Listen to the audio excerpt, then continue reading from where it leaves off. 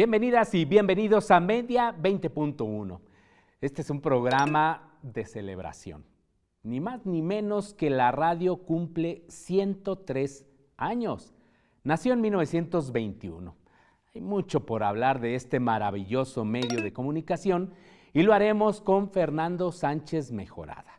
Él es el presidente de la Red Nacional de Medios Públicos. Antes de la entrevista le invito a ver, como cada semana, algunos de los hechos destacados en materia de medios, telecomunicaciones, internet, con Viridiana Viri Mondragón.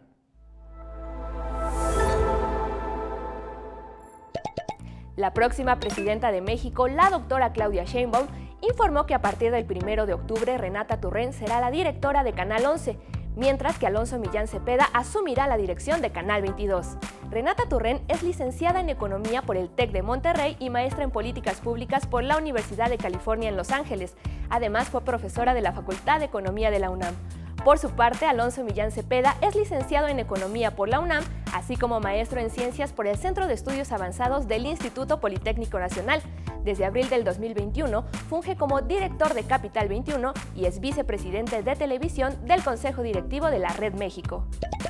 El diputado de la Ciudad de México, Alberto Martínez Urincho, exhortó a la Comisión Nacional para Prevenir y Erradicar la Violencia contra las Mujeres y al Consejo Nacional para Prevenir la Discriminación a examinar y, en su caso, amonestar los llamados reality shows en los que se ejerza violencia en contra de las mujeres. Para el diputado Martínez Urincho, los casos de violencia de género que se han presentado particularmente en la producción La Casa de los Famosos México son un atropello a los derechos humanos y un menoscabo de la dignidad humana, por lo que es necesario actuar ante estas situaciones para que no se repitan. Con motivo de los 11 años de su creación, el Instituto Federal de Telecomunicaciones publicó un comunicado en el que destacó algunos de los logros alcanzados desde el año 2013. En materia de televisión, celebró que México fue el primer país de América Latina en migrar a la televisión digital terrestre y gracias al apagón analógico y la multiprogramación, hoy se transmiten 1.335 canales de programación televisiva. Esto es 551 canales más que en 2013. En el mismo periodo, dijo el IFT, también se han otorgado 1.762 concesiones de radio y televisión, de las cuales 277 son comerciales, 456 de uso social, 175 comunitarias, 31 indígenas, una afromexicana y 822 públicas.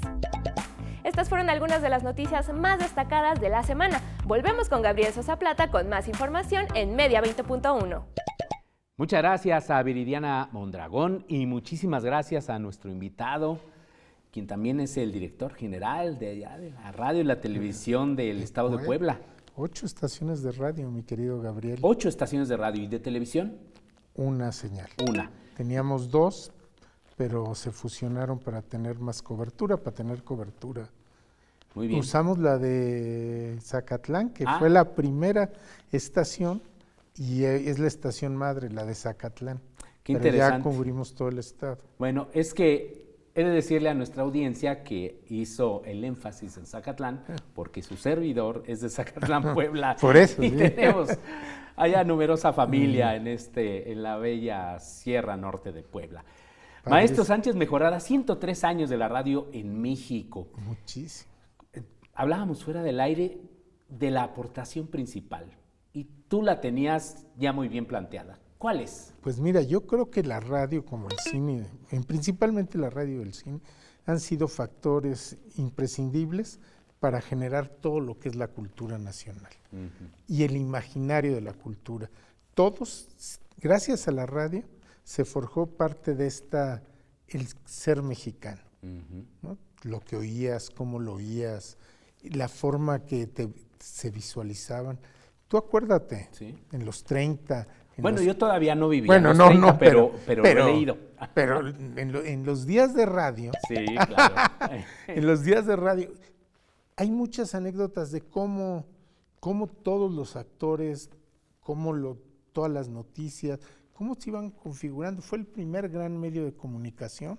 Sí, con el surgimiento de la XCW, que, bueno, fue en 1930, aunque ya teníamos también otros medios desde 1921, ¿no? Pero es indudable que marcó toda una época. Una época que además fue configurando el gusto musical, fue configurando lo que yo la parte política. Ujú. Sin la radio sirvió para, Vasconcelos lo usaba, formó radioeducación Así es. con el propósito de hacer la alfabetización, Ujú. ¿no? 100 Sí. años tiene radioeducación. Sí, este año cumple en Cumple 100 noviembre, el años. 30 de noviembre de 1924 nace Radio Educación. Y la XCB también cumple 100 años. Por supuesto que nació en septiembre de Sí. 1923. Pero fíjate, este ejemplo es bien padre. Ujú. Por un lado, nace Radio Educación con toda una visión que tenía Vasconcelos de cómo llegar a hacer más efectivo todo el proceso de alfabetización y escoge la radio como uno de los medios que podrían llegar a más y más rápido. Y por otro lado, la XCB se va conformando como una de las estaciones culturales, aunque era una estación Sí, comercial, comercial era la del buen tono, Sí. ¿no? La de cigarrera del buen tono. que fíjate que ese es no sé si lo leí en tu libro o en otro, pero tú sabes cómo, y es bonita la historia. Ellos hacen el primer noticiero de radio, todo, ¿no? Y era el noticiero del buen tono. Ujú. Una cigarrera, porque así se va dando, ¿no? Sí. Las compañías que contrataban espacio, iban dando, pero una cigarrera fue de los primeros programas y era porque ellos creían que eso les iba a ayudar a vender más cigarros. Ujú. Y por eso fundan la estación y todo, ¿no? Sí, la CYB, Sí. ¿no? Que entonces era así, que luego se transformaría en la XCB. Pero entonces, maestro, hablas de dos dimensiones, ¿no? Por una parte, que había un proyecto cultural Así es. a través de Radio Educación, digamos que fue la pionera, aunque por ahí hay quien dice que fue la de la Secretaría de Guerra y Marina, ¿no? Que nació Ajá. antes, pero en realidad la que siguió al aire fue la de Radio Educación. Pero por otra, este conjunto de radiodifusoras comerciales, que a diferencia quizá de las actuales, sí tenían como que también una visión, como tú dices, más de identidad, más nacionalista. Yo sí creo que es indudable. Ellos, y creo que en una cuestión comercial, Ujú. se estaban configurando muchas cosas, ¿no? Estaba la guerra, bueno, empezó vino la guerra, Sí, en el 39. pero además hubo muchas cosas que necesitaban fortalecer la identidad. Ujú. Y ese fortalecimiento de identidad, no había medio más eficaz que la radio. Bueno, 1938, ¿cómo anuncian la expropiación petrolera? Claro. Con un micrófono parecido a estos, Sí. así de este color, Ujú. el presidente Cárdenas ante la nación. Bueno, no es en México, pero ¿cómo anuncian Churchill? ¿Cómo anuncia también en la Segunda Guerra? Su participación en Sí, la guerra en los años 40, sí. a través de la radio. Sí. O sea, la radio era el medio más poderoso y los empresarios, más bien un empresario tenía claro que fortaleciendo la identidad nacional, fortalecía su patrimonio. Yo lo pienso, pero tenía claro que había que fortalecer la identidad nacional. ¿Te refieres a Emilio Azcárraga? Sí, Ujú. lo tenía muy claro. No, y tenía una visión estratégica comercial envidiable, ¿no? Digo, bueno, forjó todo un imperio a través de la radio, a través de la XW. Y a través del RCA Víctor, porque él era el Claro. responsable bueno, él tenía la concesión del RCA Víctor en México, Ujú. pero genera el gusto por la música mexicana, genera el gusto por esta parte del bolero, todo, más después. Sí, no, pero es el Pero Star es- System, es- ¿no es exacto. cierto? Crea este conjunto de estrellas, de grupos musicales, y todos ellos mexicanas. Y que fortalecían la identidad mexicana. Sí. Yo te apuesto que mucha gente, Ujú. bueno, en el mundo y todo, te contaba antes de entrar al aire Ujú. de una novela que acabo de leer de una muchacha, de una señora, que la reina Isabel cantaba rancheras, y era una prostituta, pero que cantaba puras canciones rancheras, porque se oían a través del XW que era la voz de América Latina, ¿tú te acuerdas? Sí, la voz de la América Latina desde México, Desde porque México. tenía una potencia enorme, Que ¿no? llegaban, dicen que llegaba, la XLW llegaba hasta Argentina. La Tierra del Fuego, ¿no? Sí, imagínate Sí. el poder que tenía la radio. Y también era un modo y una forma de la imaginación. La radio siempre ha generado imaginación, ¿no? Pues Sí. está el Mago Septién, ¿no? Contaba los partidos de béisbol y solo tenía teletipos y él inventaba, y como en la radio nada más lo que contaba era tu voz y tu imaginación, él contaba por radio las series mundiales, y existieran o no existieran, la gente las disfrutaba porque era todo imaginación. Los grandes cuentistas, ¿te acuerdas que había programas donde te contaban un libro? Sí, cómo no, Severo los Morán. radioteatros, Los por radioteatros. ejemplo. ¿no? Sí, las radionovelas, La radionovela. por supuesto. Cuenta una historia, no sé si sea cierto, que un día iba Clemente Serna, Ujú. de radio, Programas de Programas México. de México, junto con Azcárraga, Ujú. y iban por Televisa, bueno, que no era Televisa, Telesistema Telesistema Mexicano. Y tenían unas y Radiópolis, en fin, sí. Tenían unas cajas tiradas y le dice, ¿qué es eso? Hay unos programas de radio. Y le dice, ¿los quieres? Te los regalo. Y era La Tremenda Corte, ¿En serio? eran las grandes novelas. Luego él se hizo millonario produciendo puros radioteatros, que también, dime si no aportaron a la cultura cuando tú oyes esos radiotratos. Y todavía te acuerdas de todos los personajes. No, y lo que termina sucediendo es de que, por ejemplo, cuando uno se los pone a las nuevas generaciones, yo que soy maestro ahí en la UAM, la escuchan y los atrapa, ¿eh? Pues es sí, decir, están porque bien no hechas. están acostumbrados a ese tipo de contenidos y los atrapa. Si atrapaban aquella época que era lo único, pues bueno, atraparlos ahora en este mundo de este ecosistema multimediático es realmente un verdadero reto, ¿no? Solim todavía lo usa. Sí. Tenemos ya que hacer la primera pausa, que es la única que tiene este programa, Maestro Sánchez Mejorada. Pero por favor no se vaya, vamos a seguir hablando sobre los 103 años de la radio en México.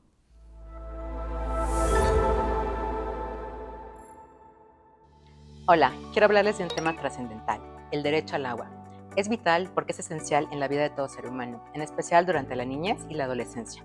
El derecho al agua implica garantizar su abasto, que sea de calidad, en cantidad suficiente y con los medios de saneamiento adecuados para prevenir enfermedades. Ingerir agua no potable es el principal riesgo que corren niñas, niños y adolescentes de que se presenten enfermedades infecciosas intestinales que provoquen diarrea y gastroenteritis. Por eso, el agua limpia y con saneamiento adecuado contribuye a su salud. Niñas y niños que beben agua pura, que usan instalaciones sanitarias limpias y en buen estado no se enferman, no pierden días de escuela o abandonan sus estudios. En la Secretaría Ejecutiva del CIPINA contamos con un Sistema Nacional de Información que integra la información estadística sobre temas relevantes para la niñez y la adolescencia, como la calidad y uso del agua en hogares y escuelas. Contar con indicadores específicos permite desarrollar programas y propuestas para mejorar su calidad de vida y la nuestra. Recuerda, los medios públicos y CIPINA promovemos los derechos de las niñas, niños y adolescentes. Estamos de regreso en Media 20.1 hablando sobre este tema maravilloso de la radio. ¿Usted qué opina de la radio actual? ¿Qué opina de la radio de antes? ¿Tenemos una mejor radio? ¿Sí? ¿No? ¿Qué tanto ha afectado la llegada de estas plataformas digitales? Ojalá también nos haga llegar sus comentarios, sus opiniones sobre este tema. Y platicábamos antes del corte, maestro Sánchez Mejorada, pues de todo, sí, este tema de identidad, de las radionovelas y demás, que es, digamos, la visión anecdótica, romántica, pero también hay que considerar que la radio era una industria, era un negocio, era uno de los negocios más rentables. Bueno, hizo todo un imperio. Y que ayudó mucho a la consolidación del sistema político entonces priista. Digo, PNR, PRM, PRI. Bueno, pues era el modo de divulgación, ¿no? Oye, como dice Bob Dylan, los tiempos están cambiando y luego la radio se vuelve uno de los elementos, ahorita que lo tocas, primordiales para los noticieros. Sí, y los por noticieros supuesto. se vuelven importantísimos. Sí, sí, sí, como que muy al principio eran noticiarios que no tenían una identidad, ¿no? Pero ya luego como que agarraron una fuerza fundamental y se convirtieron en espacios de mucho mayor libertad que la televisión. En muchos casos, Ujú. y en otros casos en un instrumento. Sí. Y eso fue interesante porque muchos empresarios de la radio gastaban mucho dinero en tener grandes noticieros, Sí, todavía, sí, sí, sí, aunque por no supuesto. fueran rentables económicamente, Pero sí pero políticamente. eran políticamente muy rentables, Sí. ¿no? Entonces tenían grandes noticieros, ¿no? Y bueno, todavía lo vemos, y luego los grandes programas de debates y los noticieros, cambió mucho la radio, ¿no? Sí, Y por otro lado, en los 70s, la radio cultural era dos radios, ¿no? La Radio Educación y la Radio Universidad. y claro, Radio UNAM, que nace en 1937, por cierto, es el mismo año en el que nació la Hora Nacional. También Sí, en el sí, sí. mismo año. Pero fíjate, ¿qué papel jugaba? Por un lado, los grandes conglomerados de medio Ujú. fortalecían la cuestión identitaria de la cultura, fortalecían al establishment y establecían lazos con los políticos, ¿no? Es cierto. Y paralelamente, yo creo que muy ligado a este tema de la identidad, pues es todo este conjunto de artistas, de cantantes, de actores que pues también los proyectó la radio. Ya después Sí. Emilio Azcárraga, ¿no? Los toma para la Sí. televisión. Pero te digo, y también en todo, ¿qué hacen los medios culturales en contrasentido? Ujú. Tú ves Radio Educación, en los años 70 se vuelve como el pilar de toda una nueva serie de nuevos cantantes. La primera vez que tú oías hablar de cuestiones de género, pues era en Radio Educación, de diversidad sexual. No, incluso de la música muy Sí, distinta, muy ¿no? A la distinta. que se programaba en la mayoría de las Y, estaciones de y radio. aprendías otras cosas. ¿O qué oías en Radio Universidad? Oías al maestro Granados Chapa. Por ejemplo. Veías no me acuerdo del nombre del que también ¿Qué caricaturista? Sí. ¿Alberto Isaac o alguno de ellos? que fue un programa. Freire. Fue un programa muy importante bueno, ahorita me acordaré. Pero tenían otro tipo de programas, otro tipo de análisis de la realidad que no encontrabas en la radio comercial.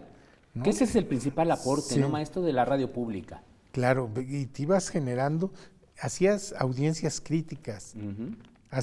y sabes, yo creo que, bueno, también la radio comercial tenía tenía lo suyo. tenía y muchas lealtades, Ujú.